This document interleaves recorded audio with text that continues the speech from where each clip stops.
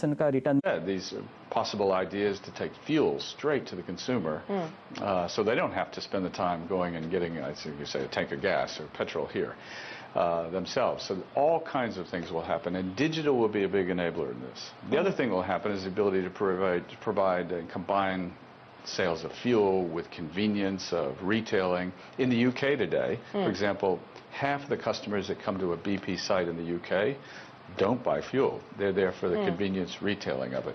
So there's all kinds of possibilities, and Reliance is full of great ideas as well. So that's the experience that you want to leverage from the experience globally and bring that here to India, and that's what you want to put on the table? Well, we have, yes, even thinking about advanced mobility. You know, eventually charging, electric charging of vehicles will happen, and the perfect place to do that is with your fuel sales as well. We're doing that, we're combining that with ultra-fast charging in the UK, so consumers can come and they can buy liquid fuel, they can charge their cars, and then retailing as well. And the speed of being able to make sure through the geo system that all the stock levels are there on time, following customer patterns, is really exciting. So are you looking at charging stations at these retail outlets in India as well? Is that going to be part of the plan? It'll come. It will absolutely come. India is encouraging fast charging of vehicles as well. It'll come in its own time. We'll take the experience that we have in other countries with Reliance, and that's clearly where we'll go. It's not going to be the fastest growing part of it until a number of years down the road.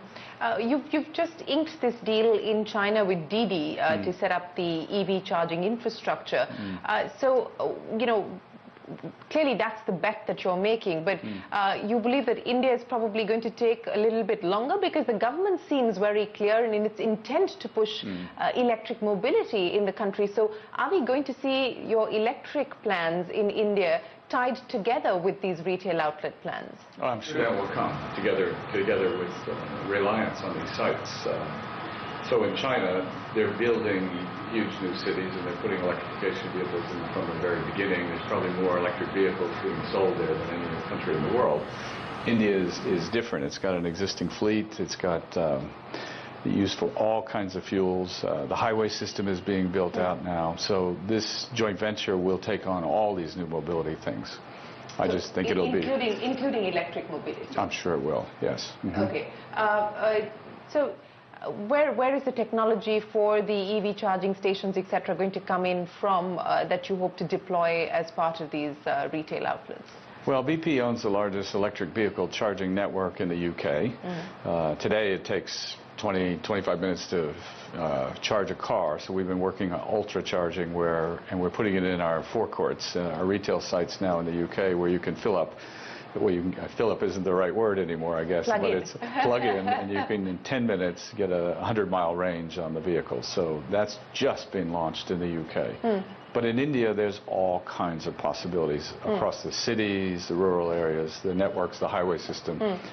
Everything is going to be deployed. What do you make of you know, there isn't...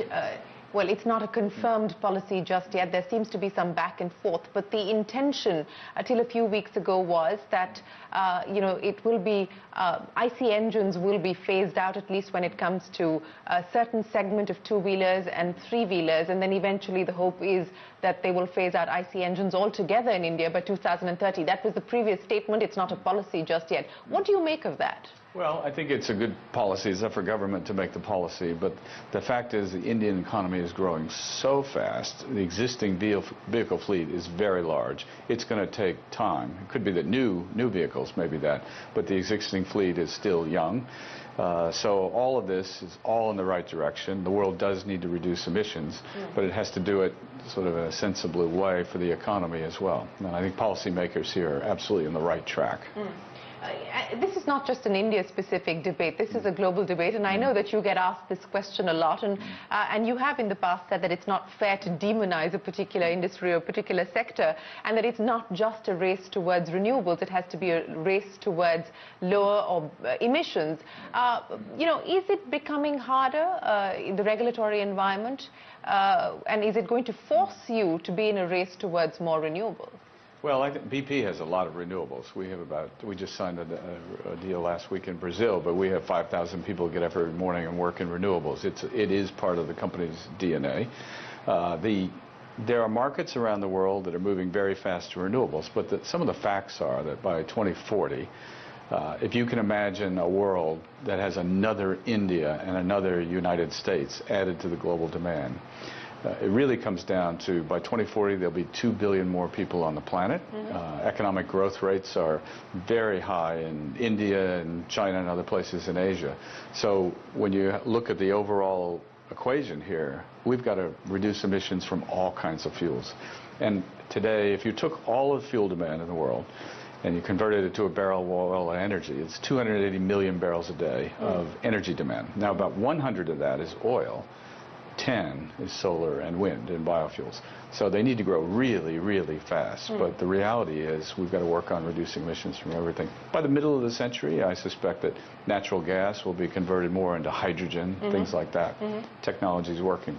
So the world will keep changing. India will keep changing. It's going to have a great economic growth story. I'll get to the world in just a second. Let me finish with your plans for India. I started by talking about the KG-D6, and I just wanted to get an update on where things currently stand with your further development plans, especially as far as the R3 sites are concerned, and of course the satellite development as well. On course, on track? They're absolutely on track. We just had a review of it, in fact, with the Reliance team and the BP team going through the plans, the timing, very detailed, complicated engineering. It's on track. The costs are on track. So it's a rare and wonderful thing for big projects to be under budget and ahead of schedule. And these are right now. So like you said, the R3 series, there's some other satellites, and there's one called the MJ development. Right. All of those, 2020, 2021, 22, will build up to 1 billion cubic feet of gas a day, which will go in, all be auctions with auctions in a very transparent market. They're economic, they're exciting, and we're going to keep exploring out in that area as well. We just won together another license area out in the basin. Speaking of further opportunities in India, you've one block under the open acreage licensing policy.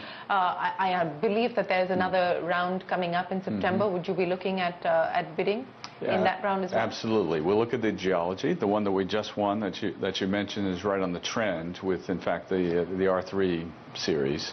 So we look at geology, and the great thing about what's in place, and Reliance put this in place many years ago, is the entire infrastructure out there, the subsea systems, the pipelines to shore, and of course there's a big pipeline from the east coast to the west coast here. So economics now work better because you can find smaller accumulations and tie into it.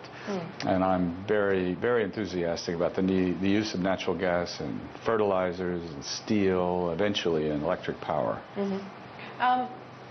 You know, on balance, as you look at the role that India plays for BP globally, and I know that you know, you've just announced your quarterly earnings, and in comparison to the disappointment that we've seen with other oil and gas majors, you've done quite well on the back of higher production. How strategic is the India story and the India investment plan for BP over the next few years? Well, it's been very important. We're investing lots and lots of capital with Reliance in the offshore gas fields. I mean, that's a really important set of investments we've made, multi-billion-dollar investments. We've always had 6,000-7,000 employees in India, not only working in Bengaluru and the IT sector as well. Some of our legal teams are here. We've always done a lot of trading into India, natural gas and things. So, and then of course the partnership with Reliance. I mean, they're our partner in India, and we'll find all kinds of other things to do, including gas marketing together. So it is important. The economics are more encouraging, and government policy seems to be sort of really wants to keep the engine going and running and faster, and so it's encouraging, I think, for all sectors of business. Okay, let's talk a little bit about the global situation at this point in time. What are you most concerned about? You know, Iran is a cause of concern and a point of worry, especially with what we're seeing with the seizures of tankers. What is that going to do in terms of oil prices and the balance in the market? So, Shireen, somebody asked me the other day, what is it that keeps me up at night? And it's actually cyber, but that's a separate matter for the world. But in the world of President Trump's tweets. Yeah. You never know, do you? I think for us in oil and energy around the world, it's demand. So the world is now concerned about continuing global demand because of, you know, China, and the price of oil has come down very, very quickly. I'm not so worried about that. I mean, I think if that happens and the global demand goes down for energy, it goes down in all industries, so that's a bigger problem. So I think this is a temporary thing. I think for us, Iran and the Persian Straits of Hormuz is clearly an area we just want to be very careful about. There was an attempt to seize one of our ships about 3 weeks ago. So we're not putting our own ships through there and not having British crews on the ships. We might charter some things. So that's one area of concern. And of course, in the global markets, we don't hear much about it today, but there's real risk in what happens on the downside with Venezuela, because it's an economy that seems to be defying gravity, and it's a real human tragedy. Things in Libya are very unsettled right now, and of course, the Iran sanctions are slowing down exports from Iran, which creates tensions everywhere. On the other side of it, in the global oil markets, there are places like the Permian fields of Texas, which are being debottlenecked and will come onto the market. So as ever, oil is a volatile subject. And we plan the company on $55 oil, which is still below what the market is, and just be conservative and just stay within capital discipline for us is very important. And I think it'll be fine. But globally, the tensions are very high, and there's lots of uncertainty. It could go either way in the oil markets, and as we've seen, even currency. And historically, when currencies move, of course, you know, they move very fast. We saw that happen just yesterday. So, so what's the implication of a move like that on the currency? And clearly, this wasn't a sort of big risk that was factored in, given the fact that we're literally seeing developments on a daily basis that change the global equations, not just geopolitically, but also business-wise. You know, how are you factoring this in? I think whenever anything happens fast, like the currency movement in China yesterday, really moved the markets because somehow no one predicted that to happen. And in some ways, it's a little natural response to what is clearly, I don't know how to describe it, maybe a pushing match between the U.S. and China right now. So it affects things. It probably affected the Indian currency a little bit. And of course, while the world looks at the price of oil, you need to combine that in India with the rupee and a barrel of oil tied to the dollar. So there's even a little bit more uncertainty. It probably feels a little tight right now in India because of changes. But India's going to do fine. It's got such a great future. Well, that's good to hear. But, you know, going back again to the global risks and the global concerns, you talked about some of them. The uncertainty over Brexit, and now it seems like we will have to possibly start taking seriously the idea of a no-deal Brexit. You know, how are you reacting to that? Well, with BP, it doesn't affect us so much. We're a global company in London. Our revenues are effectively in dollars, and we pay our dividend in dollars. So the currency movement won't actually affect BP. But it does affect uncertainty in London. I think what we're seeing is a grand negotiations right now in the UK, between the UK and Europe. So the rhetoric now is one of negotiating heavily. And I think either side needs to be prepared for the unexpected where there's not a deal and there's a separation. So I think even companies need to prepare for that possibility. I think even when you talk to the Prime Minister in Britain, he doesn't really want a hard Brexit, but what he'd like to do is have a different deal with Europe. And I think, as all grand negotiations, they don't come together until the very last day. If it doesn't come together at the very last minute, which is the hope at this point in time, what is it going to mean, especially for the business community? Well, the business in the short and the medium term. Well, business is good at reacting, and some industries handle it differently. I think, again, for BP and global companies, it's less of an issue, but I think what no one's quite sure is how the customs and the borders work. But there's a lot of work going on both sides of that negotiation to be prepared. So I'm not as alarmed at the most extreme predictors of what will happen. So, you know, if I were to talk to you about the sort of bets that you're making, and it's clear that you're betting on the future by way of electric mobility and of course in the renewable space, you're betting on growth markets like India and China. You're also betting on being able to hive off assets that don't work for you necessarily any longer, and that's part of your divestment plan. So things on track for that as well?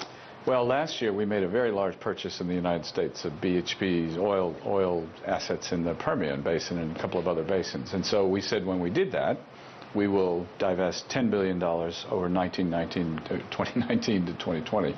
We've only done 1.5, but we have a plan, and we have really good assets and lots of interest in. I'm not worried about meeting that target and commitment we've made. So we're right on track with our strategy after 2.5 years, and we will continue to high-grade a portfolio. I think in our case, we learned after our special circumstances a decade ago in the Gulf of Mexico, you can't get too emotionally attached to assets. So there are times for business reasons it's the right time, and you'll see more of that over the next 1.5 years from BP. I'm going to see more.